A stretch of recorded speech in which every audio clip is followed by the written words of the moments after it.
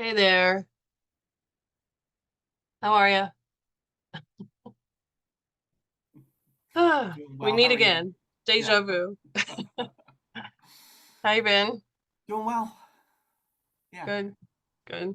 How are things? Yeah, I don't know. I've been kind of sick with some weird cold or something that won't go away, but I shouldn't complain. It's not that bad. But anyway, today I'm feeling a little better. Good. So Good. Both of my wife's just parents have COVID, so really? yeah, they're both 80, so a little concerning. Yeah. Yeah. Yeah. They're not in the hospital or anything, are they? No, no. So hopefully they'll Good. be over it soon. Good. Yeah. Yeah, I don't know if like is it a new strain that's going around or just an I'm not increase of sure. My cases? my mother-in-law went to Europe and she was like in the Budapest area. I think this was like a Danube river cruise kind of thing. And she felt fine, and they required that she tested before she re-entered the U.S. and she was negative. But then a couple days later, she started to not feel well, and she tested positive. So Hmm. yeah, Could be the airplane too. You get stuff on the could be. airplane, But hmm. Well, hopefully they're on the mend. Yeah, thank you. Your your name came up at some meeting I was at recently. Now I can't remember what it was, but talking about urban trees and I'll think of it. Good. I can't remember who it was, but Yeah, well, whoever it was. let me know So if someone gets in touch with you because I do want to stay connected, with what's happening here in Delaware. So yeah, yeah. yeah. Um, well, does that fall under your program, I assume, or not really? Possibly, although we're sort of strategizing right now on how to scale things up regionally. So there's a lot in play. Like American Forests itself has scaled up with the IRA funding. So there's a lot of moving pieces. Um, in fact, I'm in a different role now than when I started. So I think you were telling me about that, yeah, yeah, yeah, just last time I saw which you. is good. So, It's a much better fit for me. So it's good. uh-huh, Yeah, uh-huh, good. yeah. Well, Marion, how are you? I don't know if you're out there. Oops, we're recording. So not that they're interchangeable, but if I make a misstep there, that's why, because they are very similar.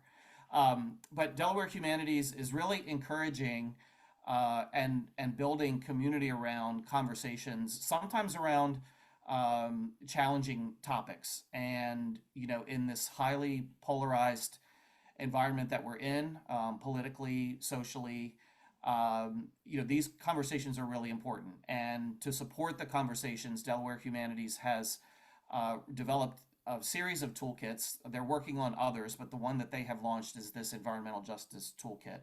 So the Delaware Humanities Toolkit, in and of itself, is a resource for all of you. And before I conclude, I'll just show a couple of snapshots of the toolkit that give you a sense of what that offers. And there's a whole bunch of readings and videos and other resources that you can access through the toolkit as well. So, what is environmental justice? And it's a pleasure to have Dr. Moore on the call. What I wanted to, I do want to focus this conversation on Delaware, and so this definition that you see here does come from DENREC, and DENREC defines environmental justice as the fair treatment and meaningful involvement of all people, regardless of race, color, national origin, or income, with respect to the development, implementation, and enforcement of environmental laws, regulations, and policies. There's also a priority on equitable access to green spaces, climate resilience, public recreation, information and data on potential exposures to environmental hazards. So that definition covers a lot of different aspects of how we interact with nature, how we impact nature, how nature impacts us. And I'll give you a minute to read. I don't want to take the time to read them out loud, but I included some additional definitions of environmental justice at the bottom here, as you see from Natural Resources Defense Council, the United Nations, and then the U.S. Commission on Civil Rights. So, there are, depending on the organization or the perspective or priorities, you will see different different aspects of defining environmental justice. But essentially, it essentially equates environmental rights to human rights, and what we have that really should be equitable to everyone. And we know that in practice, policies, decision making, the processes have not been equitable ones for everyone in our communities. So what does this mean in practice? And again, I turn to DENREC in terms of what's happening here in Delaware, and DENREC's own efforts here at the state level really focus on the most vulnerable communities in Delaware and the most serious environmental impacts, either potential risks or impacts and the violations of policies, et cetera, that have already taken place, and some of which have been historical, others which are current. And basically that participation that I mentioned is really a big part of the goal here as well, and really a tool for building environmental justice by involving the people who are impacted or may be impacted by those decisions. Looking at a broader scale than Delaware, I do want to call out the Justice 40 initiative. This is a Biden administration aspect of all funding that's in the Inflation Reduction Act, the Build Back Better infrastructure legislation. Essentially, there are incentives in applying for project funding which lend themselves to investments in communities and cities and neighborhoods that have historically been underinvested or disinvested for these infrastructure and environmental projects. So things like these investments that are being made in clean energy, as I mentioned, with urban forestry. Urban forestry is more of a climate adaptation or climate resilience kind of approach to adapting to how we all adapt to climate change and higher temperatures. Managing stormwater and increased strength and frequency of storms, things like that. But with the Justice 40 initiative, this is essentially embedded into the funding at the national level to ensure that there is adequate funding going to the communities that need it the most. Related to that is this climate and economic justice screening tool. So this is what the federal government is using to essentially assist and aid in the decision-making process for awards of funding and where these investments are going. So the point I want to make here is that at the federal level, these investments in infrastructure in climate are very much intentionally also being made to address environmental justice as well.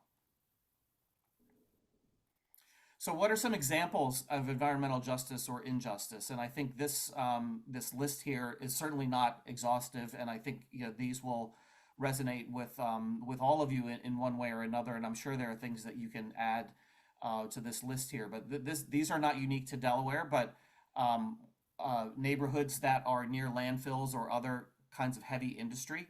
Not only are there impacts of the industries themselves, but also things like truck traffic, noise, dust, air quality, other kinds of impacts from the industry that are very much felt at the hyper local level, at the neighborhood level. Soil toxicity and air pollutants. Soil toxicity due to Wilmington in particular, as an example, Wilmington's industrial history.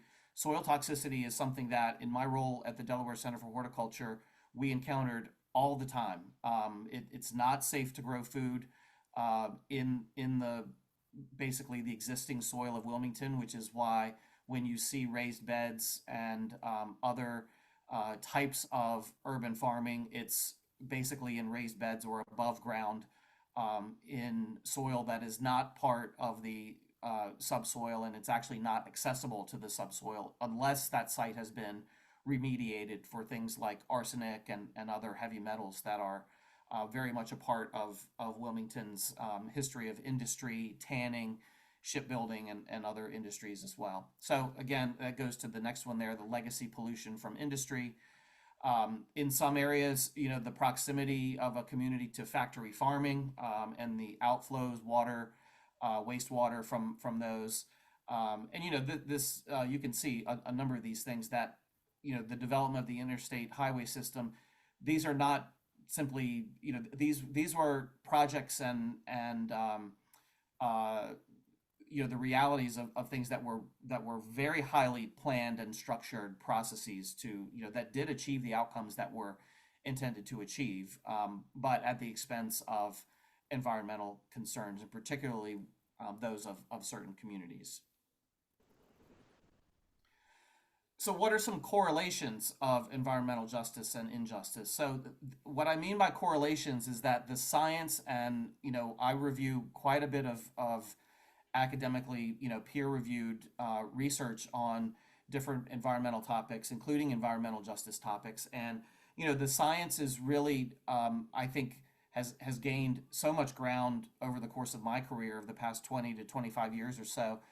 But in some ways there's still some anecdotal aspects to this. And I think that particularly on the health side, to be able to conduct longitudinal, long-term studies with the same individuals, there are just so many variables involved with our health, for example, that it's been a bit more challenging to really prove a causation between certain environmental impacts and pollutants and, specific health outcomes in particular, because each of our bodies may react differently. There's genetics involved. There are different time periods involved. So it is a very complex picture. But what we do know, while the science is in a way catching up with this, what we do know from the research around this is that heat causes stress, and we know that residents of lower income neighborhoods, residents of high-rise apartments, we know a lot of elderly residents are more vulnerable to heat. And we know that we know that the planet is getting hotter. We know that our cities are already hotter than surrounding areas due to the urban heat island effect, and our cities are getting hotter. So, air quality impacts definitely relate to and are correlated with incidents of asthma. We see this across Wilmington, and where the predominance of asthma cases in Wilmington are on Wilmington's east side, Southbridge, and other neighborhoods that we associate with lower income. And property values. This is something as well. We know that historically African American neighborhoods with high rates of ownership, neighborhoods that are otherwise stable and safe, do not enjoy the same kinds of property values as other neighborhoods with higher levels of tree canopy that are not exposed to the same kinds of environmental pollutants and risks. We know from the flooding, particularly in Wilmington from Hurricane Ida, that there are people impacted in much different ways related to whether they had flooding insurance or not, who holds their mortgage, those kinds of things as well. And and we see these. I think the interesting point here is we see these correlations all across the country in cities across the U.S. This is not an eastern northeast corridor kind of thing. We see this even in cities that are not, cities out west that are not as old as the cities that we have here in the east. We see this across cities across the country. So what are some causes of environmental justice and injustice? Well, I put here all the isms, racism being a key one. And, there are certainly different opinions about this in terms of this. I have been involved in conversations where it can become sort of a chicken and egg sort of thing. Was the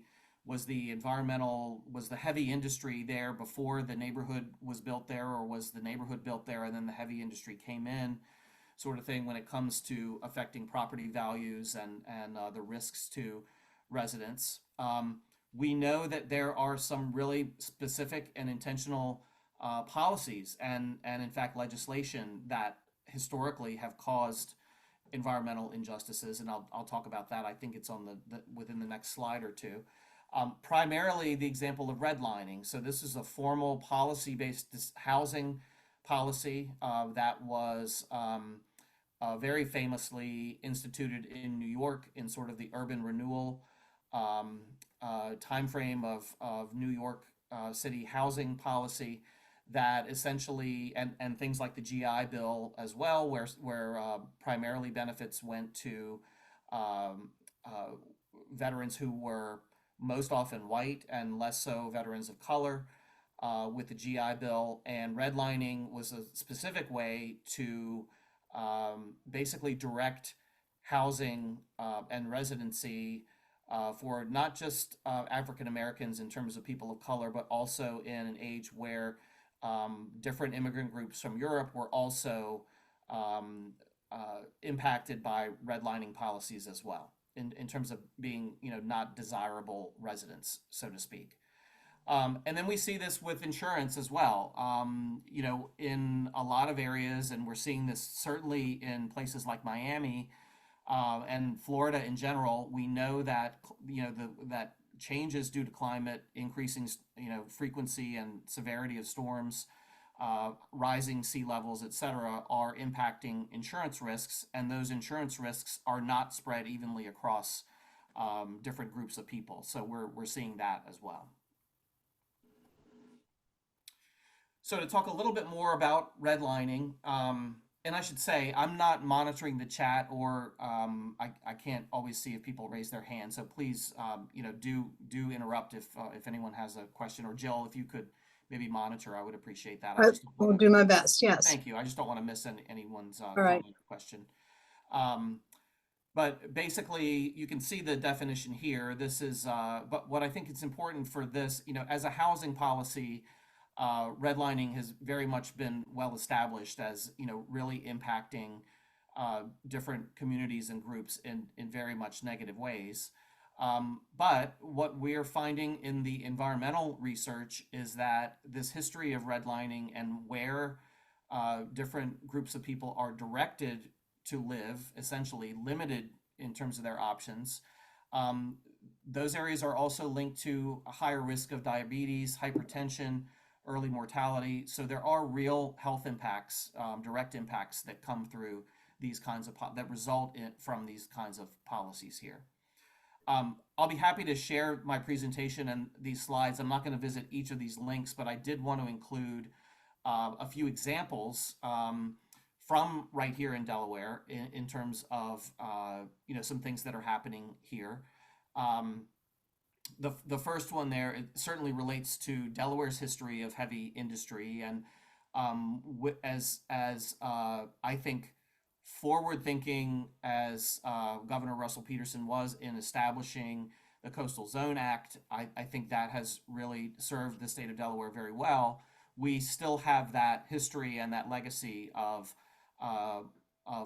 heavy industry in coastal communities that impact those residents along the coast of Delaware, from the top of the state in Edgemoor and Claymont, those areas like that, all the way down the coast of Delaware. The second piece there is really about sort of the latest projections on rising sea levels here in Delaware and how that's impacting low-lying communities, often not always, especially with Delaware's beach areas, but in Newcastle County in particular, low-lying areas like Southbridge and others in Newcastle that are really going to be, and already are being impacted more severely. And then the last piece there really is a focus piece on environmental justice and the aspect of, I think, again, Delaware's history of heavy industry, particularly in the chemical industries, and the legacy of impacts from that as well. So in terms of environmental justice practice, these are some really important, I think these are crucial tenets, I would say, of environmental justice that really influence and impact different ways in which environmental injustices occur in the first place, and also our path to resolving them and improving that long-held history of injustice and how we can turn things around. So the first is distributive justice. So this as a principle within environmental justice, and I should say these tenets are not limited to environmental justice. These are justice-based principles that can apply to racial justice, economic justice as well.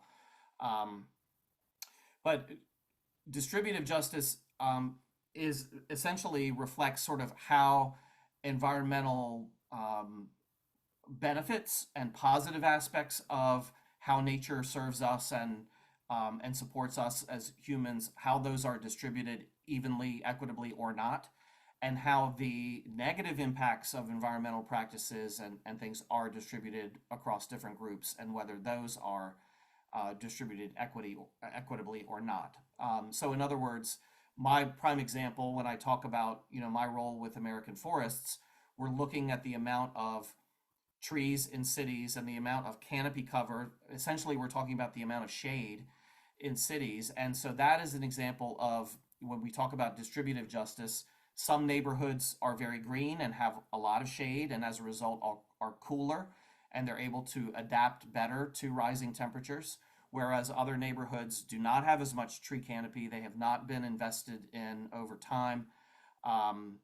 Maybe those trees have been planted but not cared for. They have a shorter lifespan, for example. There's essentially less shade, more pavement, and so that just it amplifies the impacts of rising temperatures and higher summer temperatures for sure. So that's an aspect of distributive justice where this area has a high percentage of tree canopy coverage. This area over here has a lower one. Procedural justice is concerned with, as you can see, the process. So that makes sense from the standpoint of the procedure, if you will. So this involves, who's making the decisions, who's at the table, who has the standing, and what is the power balance or imbalance related to decision making in terms of who's impacted by certain decisions or not. So that procedural justice aspect has everything to do with the process, making sure that people are at the table to voice their concerns, their opinions, etc. Restorative justice is the approach of addressing an inequity to essentially make sure that it is amended or achieved, and basically how do we right the wrongs of the past, and how can we learn from the past to make sure that we don't make the same impactful decisions going forward in the same way. So that's the aspect of restorative justice, is how can we make injustices and how can we make those wrongs and turn them around as well. And then the last one here, intergenerational justice or intergenerational equity, encompasses these issues of fairness and how we think about future generations. Many of you, I'm sure, are familiar with the Native and Indigenous principle of 7 generations, that decisions were made essentially in Native and Indigenous communities here in North America to consider 7 generations down the line. And if this decision was going to benefit or impact or impair future generations, seven generations down the line, that would be factored into the decision-making process. So this is very important, and we see this kind of argument and reasoning being used in legislation over, as an example, the protection of biodiversity. So what are we leaving for future generations when we have and are contributing to such high extinction rates? So I've just got a couple slides left, and I want to just sort of bring this home a little bit. This is an aerial view of Wilmington, and I did want to, it's not a guessing game here because it's labeled right here. What I'm pinpointing is the Cherry Island landfill. But if any of you are familiar with this, this may resonate with you. If you're not familiar with this, then this may be new information. But this sort of area east of Route 13, Governor Prince Boulevard, this is Wilmington's industrial corridor, if you will. It stretches up to Edgemore and Claymont along the Delaware River, coast of the Delaware Bay here and the Delaware River. And the Port of Wilmington is further south, so the Port of Wilmington is part of this as well in terms of industry, truck traffic, etc. And Cherry Island landfill, as you see here, and you can clearly see Cherry Island if you're traveling on 495 north or south off to the east here. And the point I want to make about this is that the neighborhoods that I've worked in Wilmington, both from in my role with the Delaware Center for Horticulture, whether that was in urban farming, community gardening, or tree planting and city tree planting, the neighborhoods of Wilmington are aligned neighborhoods of color and lower income in terms of census tracts and block groups. So US Census based data shows that household income is significantly lower, et cetera, in terms of where households are, their proximity to exceeding or being underneath the poverty level, things like that. These are aligned along this corridor. So the neighborhood of Southbridge, Southbridge is a historically African-American neighborhood, has a very high, has historically had a high rate of ownership. So these are not, Southbridge is not predominantly a renter kind of community. Same with the neighborhoods a little further south in the Route 9 corridor between Wilmington and Newcastle. And then, of course, Wilmington's east side, which was a hotbed of culture, and Wilmington's former jazz culture as well, historically African American, has a long history of home ownership and intergenerational family ownership of housing here.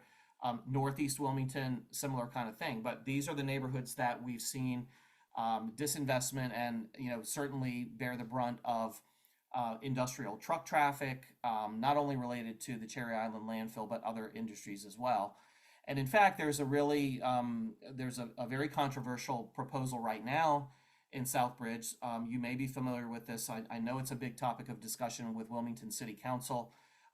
There's a proposal to develop a new, very large distribution center of some kind. I don't remember the industry in Southbridge, and this is a community that basically has already, it's a low-lying area. The South Wilmington wetlands were built as a way to buffer the community of Southbridge from rising waters, and at the same time, I have to question personally why would a business want to invest in such a large-scale distribution infrastructure kind of project in an area that is already projected and predicted to be severely impacted by sea level rise within the next 15 to 20 years for sure. I mean, we're seeing that kind of thing already. So I think the point I want to make with this is that these are real world, real time issues that are these are the Southbridge topic is one that's in the newspaper. It's on the agenda at Wilmington City Council meetings, and it's very much a topic of the day. So these are not these topics of environmental justice are not abstract problems and impacts that are happening elsewhere. They're happening right here amongst us. So the last slide I wanted to show here, this is a photo, obviously, of some flooding, and I wanted to ask, does anyone recognize this aerial photo? I mean, it could be a lot of different places, but I'll just mention this is that northern point where the two main thoroughfares that define the Southbridge neighborhood join. And so this is the flooding from Hurricane Ida.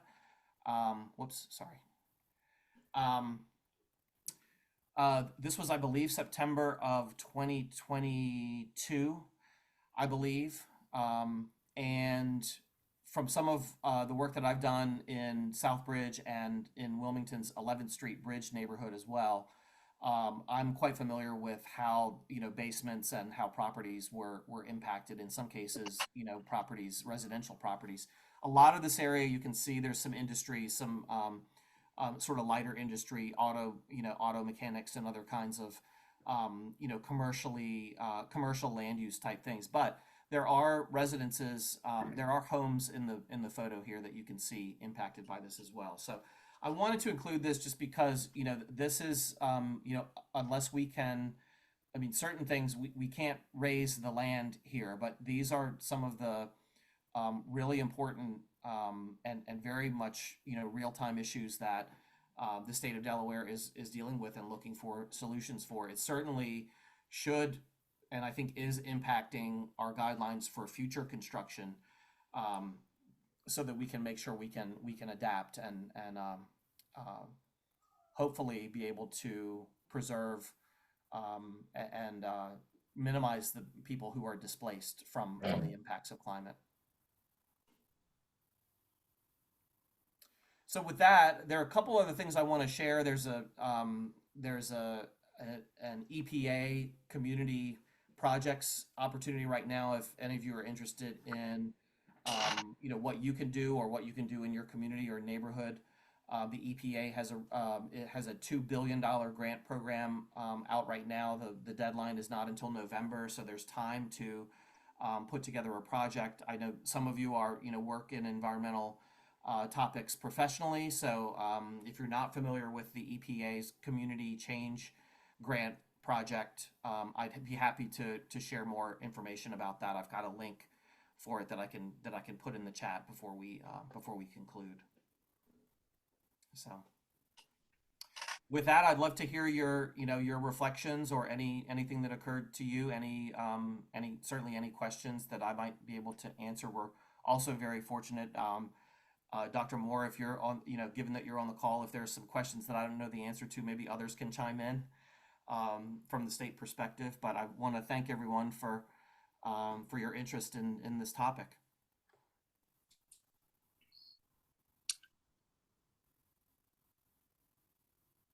I just want to say thank you. The more I learn about how people of color and of less economic well-being have been negatively impacted, a lot of the time just really on purpose. It just boggles my mind. I went to a graduate school whose focus was on systemic racism, but it wasn't until much later that I learned that Social Security, in order to get the southern states to come along, you know, specifically excluded household workers and farmers, i.e. lots of African-American people. And I was just blown away by that. And then the GI Bill thing was another one that's just, you know, boggles my mind. So thank you. Peggy, you have your hand up.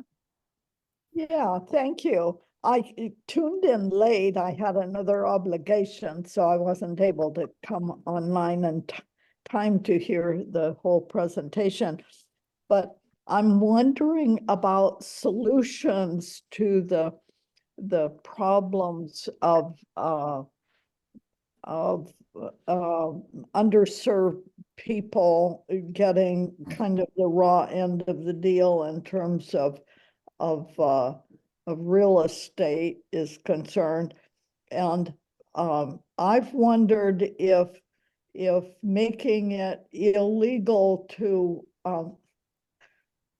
and putting that a different way, making it legal to have what you call multifamily housing any place in Newcastle County, say, would that be a good thing? And would it work? I mean, I've heard that keeping multifamily dwelling units out of an area is the way that many of our people, many of our leaders have chosen to be within the law and still get rid of those people. Not allowing multifamily housing, but if we were to allow it, at least duplexes, any place in where there is already single family housing. What do you think? Question, Peggy. I'm by no means a housing person or housing policy expert. Nowhere near that. But all I will say is anecdotally, a number of the sort of newer development projects that I've noticed I live in northern Newcastle County, and what I've noticed is that I think there's a tendency now for developers to be developing what are referred to as mixed use developments. So housing that, is not single family housing, but housing that is more apartment style and possibly multi-family units that also are incorporated with shops and other kinds of amenities. I think there's an important aspect of that has, I think, to do with walkability, so that residents have amenities near them where they can walk rather than having to drive everywhere and impact traffic, etc. But that kind of mixed use development is something that I feel like I'm seeing more in Newcastle County. I don't know obviously there must be market conditions that are driving that as well. But it's a good question. I don't know what kind of impact that would have. But it's a good idea, I think. Thank you, Peggy. Charlie, I think you had your hand up. Yes, I'm interested in Dr. Moore's perspective on these issues. Which issues does she have as a priority?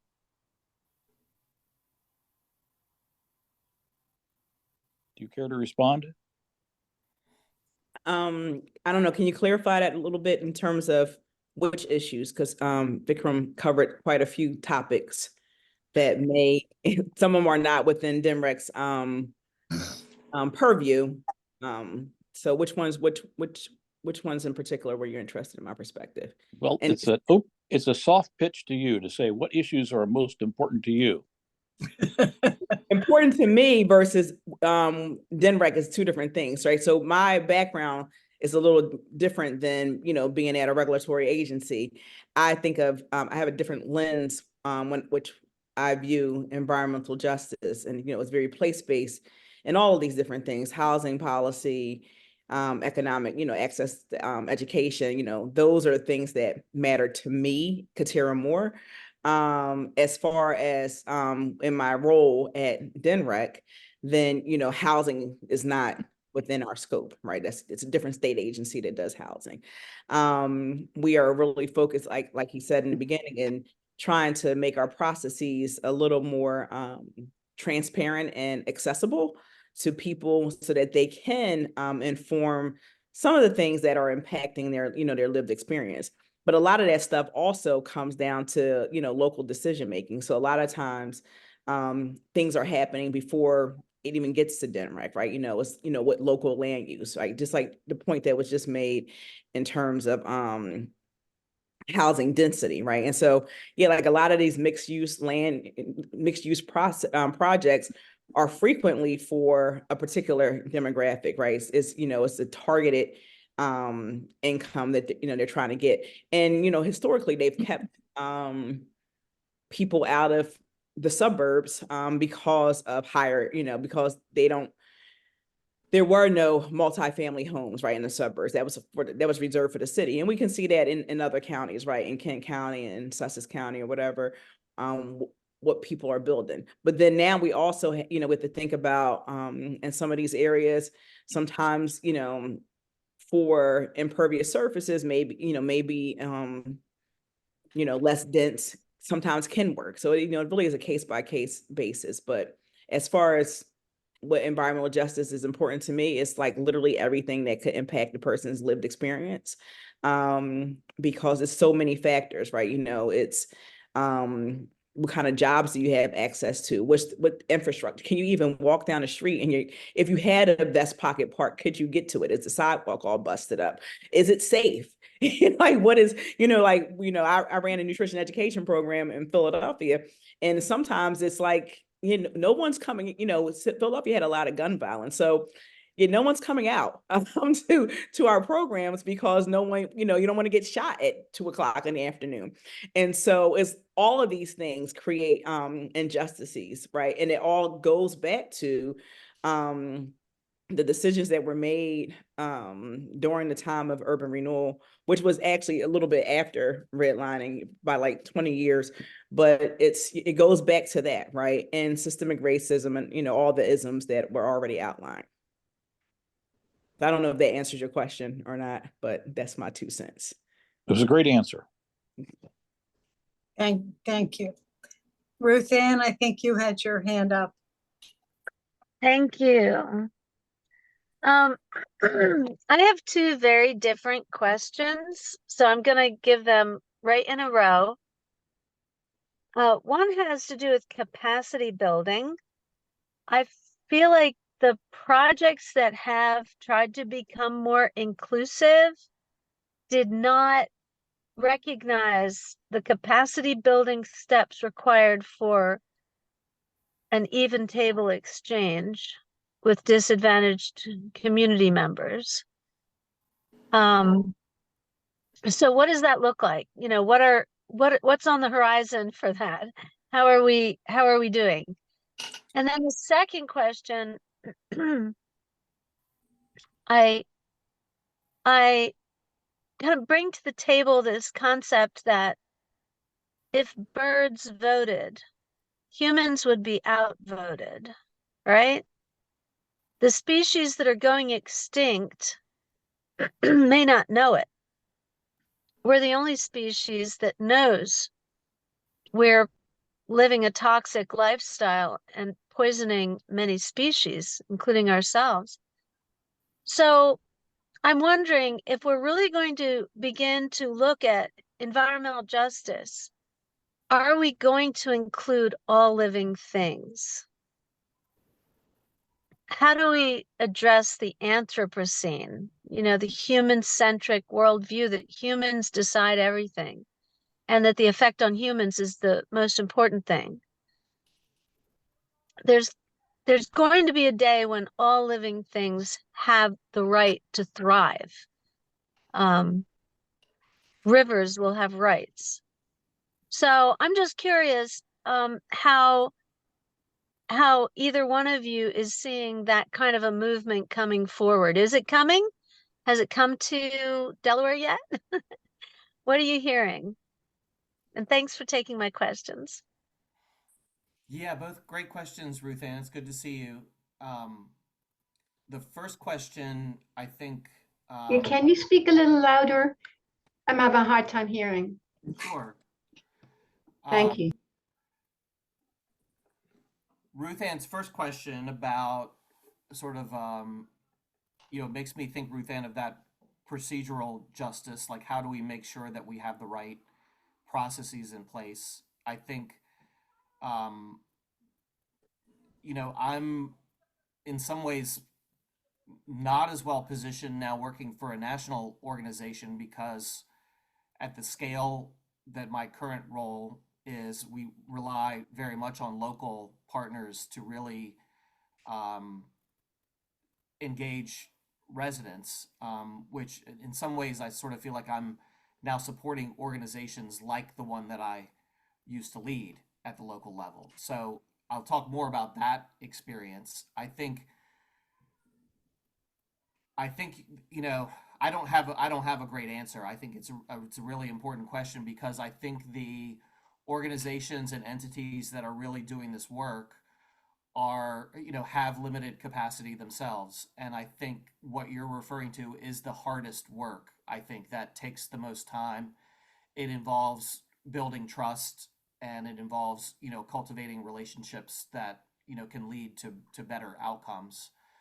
I don't know that there are ways to really, I feel like if that process is attempted to speed that up, then the quality of those relationships or the quality of the outcomes would likely suffer if you're looking for sort of shorter term results.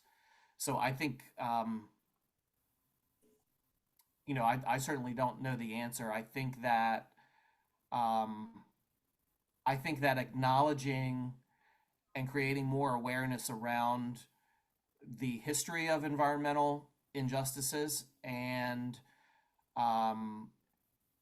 certainly at the federal level, I talked a little bit about how you know, investing in certain communities is now being incentivized. I think those are steps in the right direction so that there's a different intent.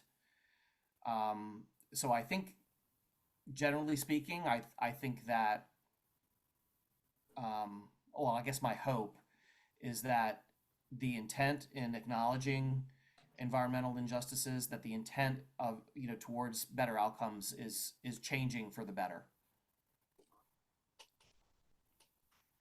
In terms of the second question, there was actually, before I started my presentation, there was a discussion about the rights of nature, and there may be someone involved in that effort or that group that may be more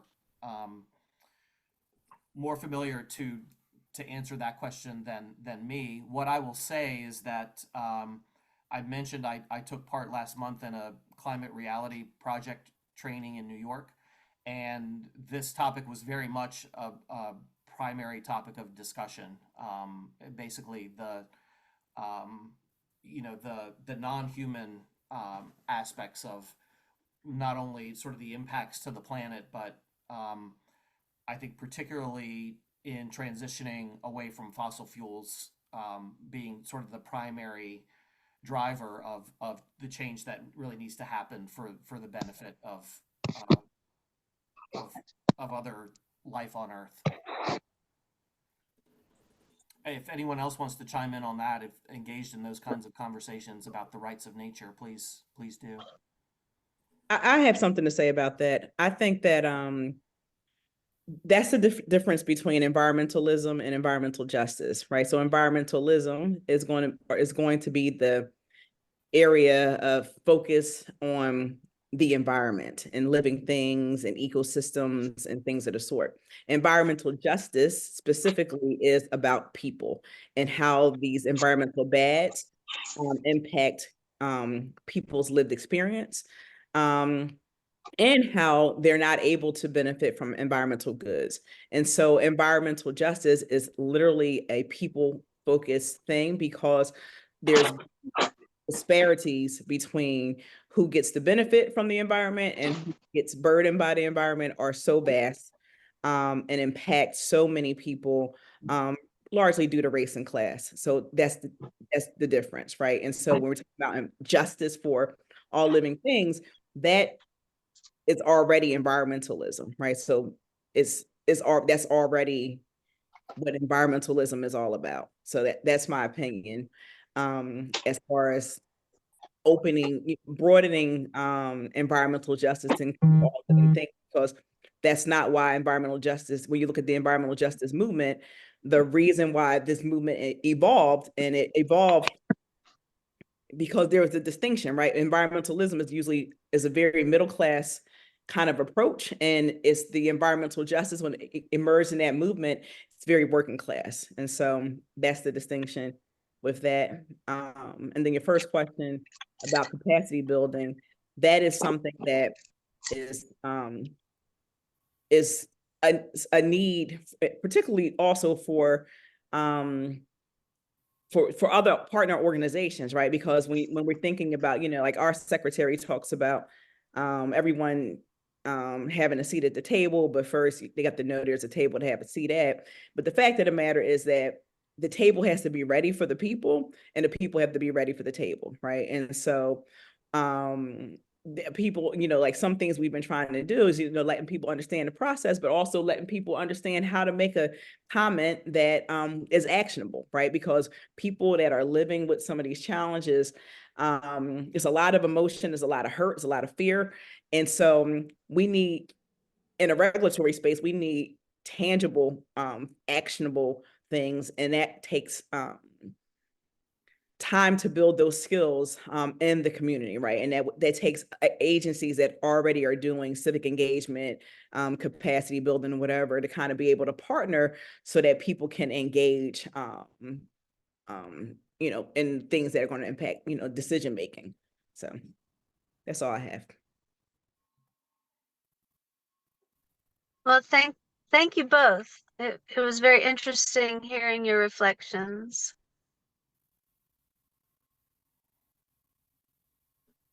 I'm interested in the development of forest builders and forest keepers in the urban sites that you mentioned of hiring, I forget the number, 10,000 people by 2030. And just with the organization I belong to, I think we sent out, 10,000 cards encouraging people to vote and told them what reforestation was happening in their neighborhoods and what parks. And I could hear people say, I don't want a tree in my front yard, all those leaves. So apparently these folks are going to be part of the community and tending the trees. So could you talk a little bit about that? Sure. Thank you, Jill. Our neighbors in Philadelphia, the Pennsylvania Horticultural Society, or PHS, if you will, that's the organization that runs the Philadelphia Flower Show, if any of you are familiar. Their civic programs in urban greening, they've done a lot of research that they've put out specifically on reasons that people don't want trees, because they are an organization that does plant a lot of trees, and they have a really great program called the Tree Tenders program, where they have basically, it's what is referred to as a train the trainer model. So they have neighborhood representatives who learn about proper tree care and proper tree planting techniques. They work with the organization, and I mean, this is what the Delaware Center for Horticulture does in Wilmington as well, just on a smaller scale than in Philadelphia. That's part of it.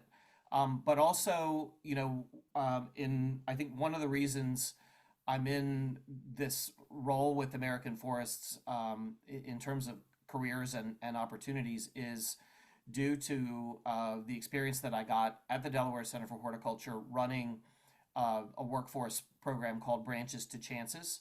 And Branches to Chances works with unemployed, underemployed, and previously incarcerated individuals to basically provide vocational job training in horticulture and then job placement in the industry. So working with, it's a process whereby you're connecting the individuals and equipping them with job ready skills, then connecting them with employers who are looking for people with a certain skill set, when they enter the job. So it's essentially that, Jill, on a much bigger scale. And I think the other part of it is,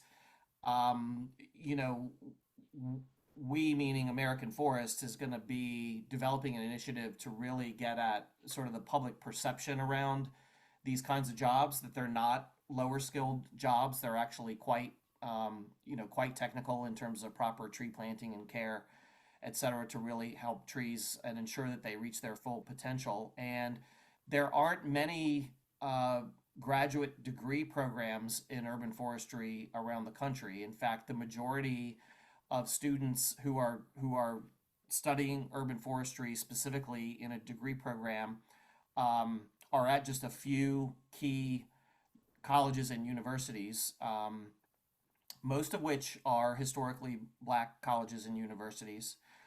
So we're really working in partnership with them to launch a new initiative with HBCUs around urban forestry, building the number of urban forestry programs that students can access, and then also really working on ways to attract students to careers in urban forestry that are more lucrative than sort of the entry level tree care company kinds of jobs that have historically been the focus of workforce programming. So Fabulous. yeah. So working in some cases, these programs are within city government. So cities across the country running these kinds of workforce programs. Others are very much with local nonprofits like the Delaware Center for Horticulture. So in a sense, I'm looking for other Delaware Centers for Horticulture around the country to partner with on these programs. An adjunct to that question, I know Chris Coons has been wanting kind of a Peace Corps, but you know, not an overseas Peace Corps, but a national Peace Corps, and I believe something was just passed to that effect. Is there any correlation, any connectivity between those two? Very much so, Jill. In fact, prior to my departure from the Delaware Center for Horticulture, we had applied for funding through Senator Coons's appropriations, and I learned recently that funding was successful. So that's going to be part of it. The Delaware Center for Horticulture is also part of a regional collaborative called the Delaware River Climate Corps, which is a precursor to National Climate Corps. It's called the American Climate Corps funding, which the Biden administration announced, and there are, I think it's about 250,000 placements that have just been announced for the American Climate Corps. My number could be wrong there, but there's a sizable number of the first round of actual jobs, and you know, this is targeting not only young people, but people who are, you know, considering a career change, or you know, basically it's a term of public service through the American Climate Corps, and these placements are happening all around the country. Cool. Yes. That's really exciting, because then people get connected to that tree they planted. Yes, exactly. Yeah. David, you had a question, your hand up? Yeah, I have a question about a couple things that are sort of like moving pieces in my head right now, and some other remarks recently have sort of sparked it. And it boils down to a question about political will. So I don't know, Dee, if you're in earshot or not, but I think of you as someone who might be able to address this. You know, Delaware is such a microcosm with so many things, being along the coast and having a mixture of basically old continental shelf and Piedmont formations, you know, so that there's a lot of places that can flood. And places like Southbridge, you know, dealing with stuff upstream is not going to help Southbridge that much because it's tidal. And so, you know, people are going to need to move to the Piedmont eventually. And I'm talking 50 or 100 years down the road, maybe, if you know, if we don't do a lot about climate change in the meantime. And there's hope. I agree. I hope this is not going to land on a down note. But, you know, growing up around Wilmington, another one of the moving pieces I talked about, actually, let me back up a step. There was an article I saw that was very encouraging recently about neighborhood groups that are getting together and forming little community development corporations, investment corporations that are developing neighborhood-owned affordable housing, permanent affordable housing, rental. There are a lot of eightplexes, things like that. You know, modest developments, not huge high rises or anything like that, but very hopeful, and under neighborhood control, which really intrigues me. And I'm just wondering where in you know, basically Newcastle County, which is where Delaware's Piedmont is, are we going to find the political will during the next, say, 25 to 50 years to achieve some kind of distributive justice in allowing denser, permanently affordable housing into places? I mean, I'm thinking, you know, what would it take to get, you know, the state hospital on Route 41 used for that if the state didn't need it anymore? You know, there's housing stock that's really aged out pretty heavily in the Claymont area. I'm thinking maybe Knollwood, and just north of Naaman's Road, heading out toward Chichester, some of those places near the old Dueling Hill. Those are set high enough that they might last. But again, where are we going to find the political will to make that a possibility when, you know, people start crowding back from the coastline? So that's my question. I'm not sure where to begin. Vikram, I don't know if you have a response, but I will tell you that Route 41, the Emily Bissell Hospital, is slated to become, apparently, Jill, I know you live near there, this might be news to you, the Delaware Homeland Security campus. So they do have a use for that. But yeah, I do know that in I'm not deeply involved in this myself, but I know there are others in county council looking at the affordable housing question, and we are trying to work towards integrating much more about affordable housing into our codes, requiring them, and also denser. There's actually maybe in the next few weeks an ordinance coming that will encourage or allow kind of denser village settings, like small cottage homes, on a greater scale. It's not necessarily tied to sea level rise, but I take your point, and I think that's a really good lens maybe that could be put over it. Just as an anecdote, we just got back from the Netherlands and we did a tour around this huge area that is basically below sea level, and how they basically took an inland sea or a sea and closed it off, and it became a freshwater lake, a huge body of water. And then they, if anyone of you have been there, they basically created land out of a huge amount of acreage. Now this land is all below sea level, but they have dikes that hold back the water. And I just don't, I mentioned that to actually a former DENREC secretary recently, and he's like, we just don't have the money to do something like that. But I do think that that's kind of the scale that we need to be thinking about, right? Is because I don't hear any conversations really about retreating from sea level rise. I'm not hearing it, and it is happening much faster than we all thought it would. Well, Vikram, yeah. Sorry, go ahead, Dave. You weren't finished. I'm sorry. No, I was done enough. So I don't know if anyone else has something to add. Yeah, I don't have any insight on David, your question about political will, but what it does remind me of is I think what I find concerning is the battles that are already ensuing over the high ground. And the article that I shared with Jill that I think she sent out, and I'd be happy to share it again, is an example from Miami, where a historically African American neighborhood on high ground is really they're prospectors, and they're having to fight to essentially stay where they are, and relocating, and that's a whole different, that adds a whole different level in terms of like where we can house people. Yeah. Well, I hope we can start thinking about it soon, because I have a feeling that we'll be caught unawares, and the larger money sources are just going to gobble up this stuff like they're trying to in Miami.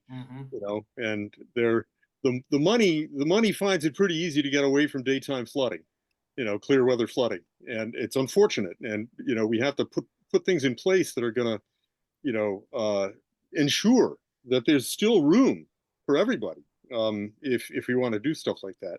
And by the way, just in passing, I at some point, I understand that there are differences in definition among these terms, but we have to consider, I think, I'm not sure justice is the right word given the politics, but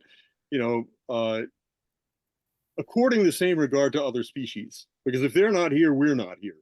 And there has to be kind of a closing of the loop in there somewhere.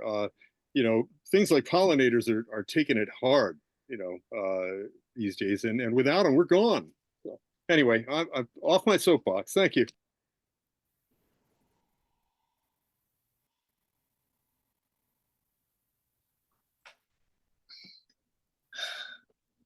Other comments, questions?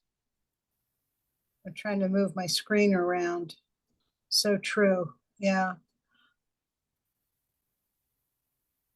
Am I seeing hands raised?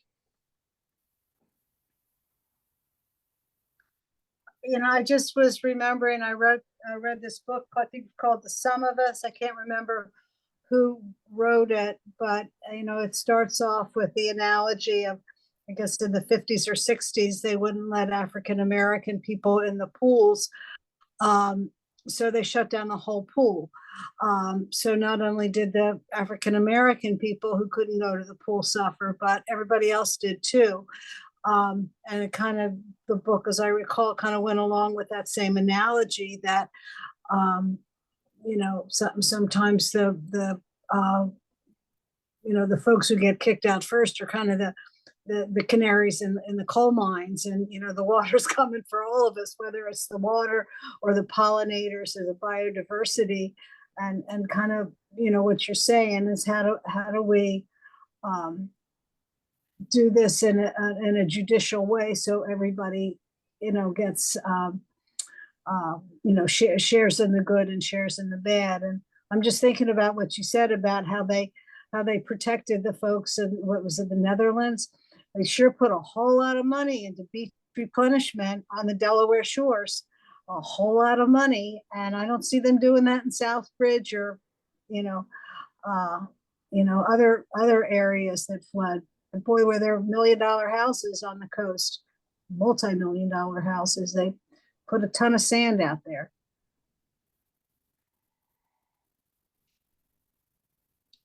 You're so right, Jill. Yep. That's my 2 cents.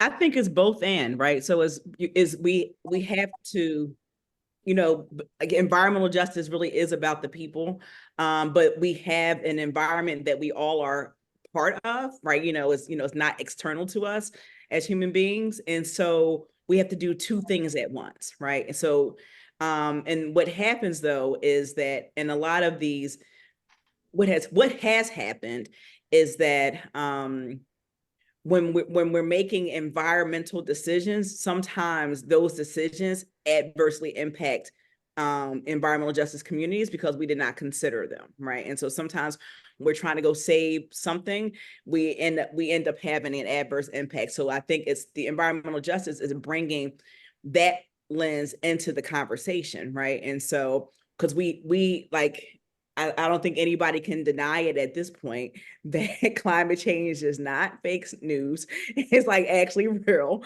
It's like there's no denying any of this. And so now what do we do? And then while we're doing that, what are we doing about populations that are disadvantaged, right? That are actually, they've already known about climate change because they've had the flooding basements, they've had the mosquito, they've had all these things.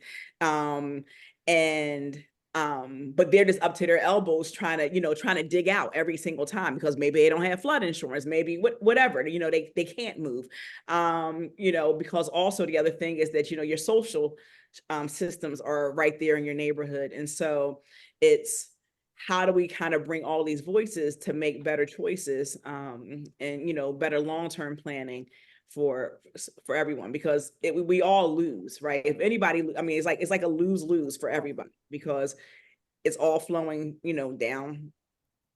downstream.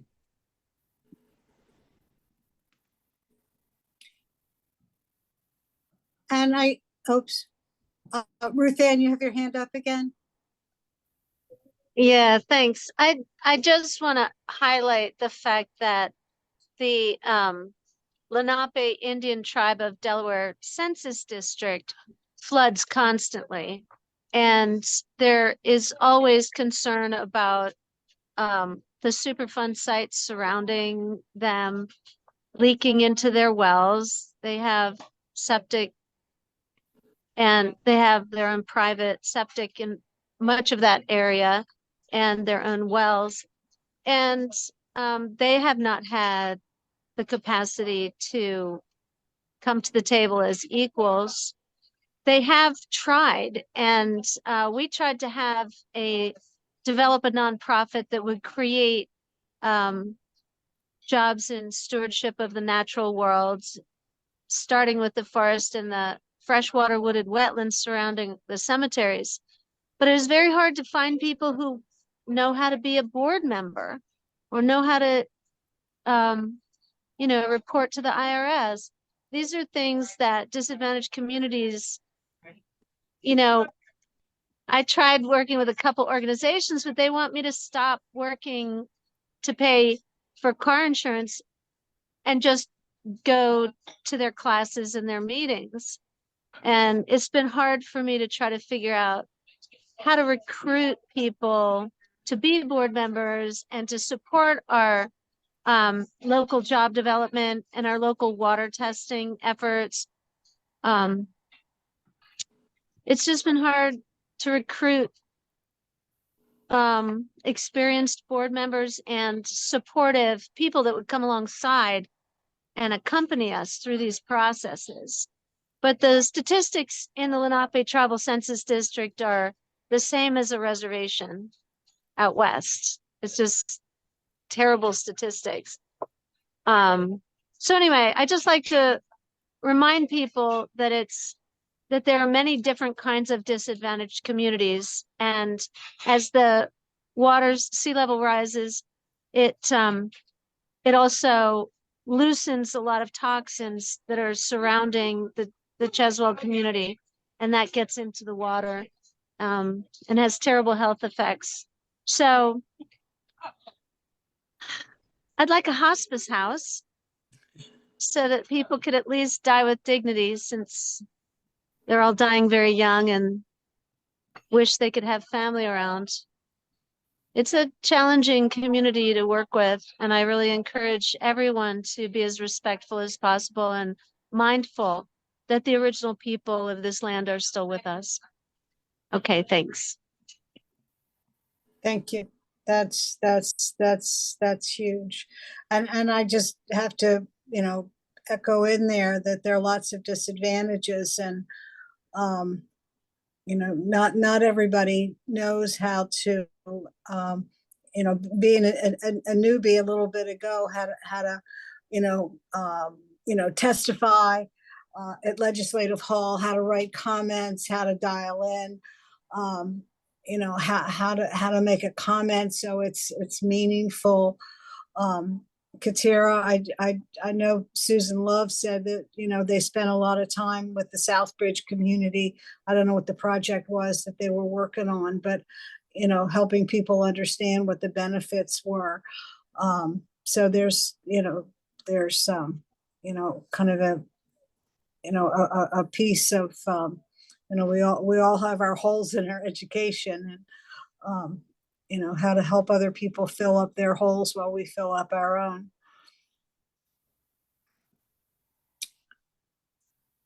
Thoughts, comments?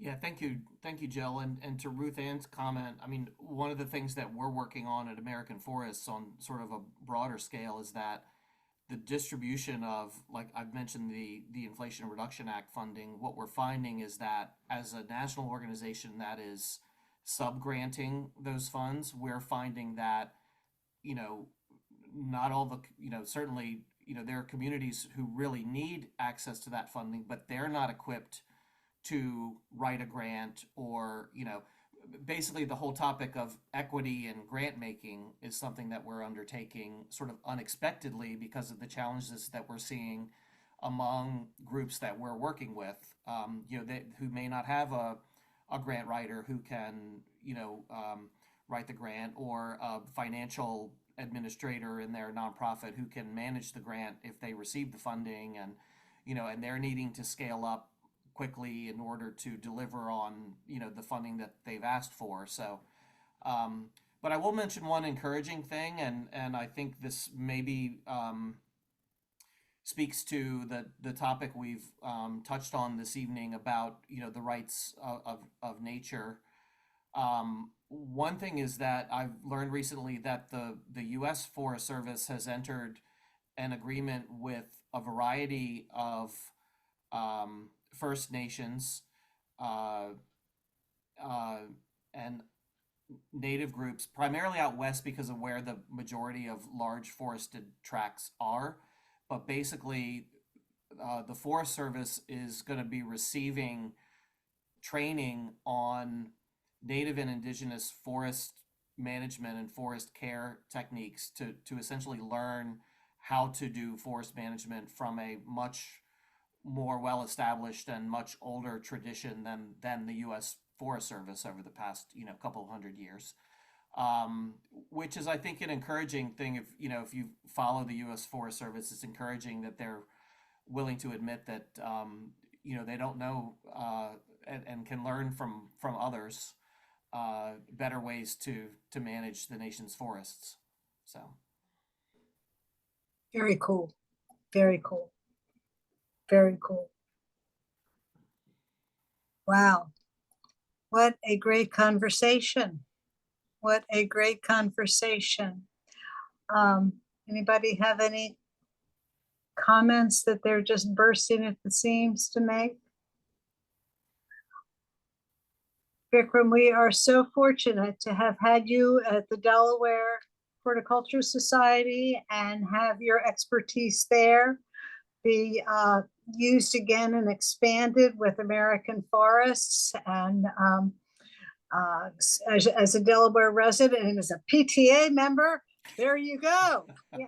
And I just I can think about one or two generations ahead. 7 kind of boggles my mind, but 1 or 2 is all we need to worry about right now. So that is cool. So Cool. thank you for your time, and Thank you. thank And you thanks, all. thanks everyone for your questions and comments. And I really enjoyed the conversation. And I want to specifically thank Dr. Moore for chiming in and adding your perspective as well. Thank you, Dr. Moore. I was really glad to have you here this evening as well. So thanks. Great conversation, everyone. Thanks so much, Vikram. Thank you. Thank you. And you can get the recording if you missed any of it. She will have that up at some point, right? Oh, and next one, I forgot. What is the next one? The next one is going to be on June 17th, and we will feature Peter Schultz, who is the wonderful son of Peggy Schultz, who is going to talk about the cost of climate change. So tune in for that. And thank you, everybody, for joining in. See you soon. Thanks so much, Vic. Thanks, Jill and everybody. Good night. Good night.